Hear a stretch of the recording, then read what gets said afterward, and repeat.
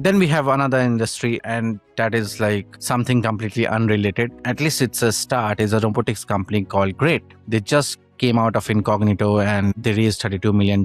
But what really interests me is their business model. So, every construction industry is they are trying to build new products that can leverage AI and build upon that. Instead, they are taking their existing construction equipment, adding AI software to it, and trying to increase the work productivity. Now, they are in the solar industry sector, but the result is that, as they are claiming, a typical 8-person crew that normally installs around 800 panels a day can reportedly install 3,000 to 4,000 panels using grid systems. This is interesting. How does this development look to you? Yeah, so I'm in utility space, right? I've done natural gas, coal, nuclear. I did a stint with solar, mainly commercial. So this was really interesting. And solar construction sites are also super interesting because it's a good testing ground. It's kind of a repetitive task over and over again, typically in a green field, right? It's not necessarily a tight working space. So they have a lot of good opportunities. Relatively, the sites are relatively flat also, right? So there's a lot of good ways of testing these things, right? Versus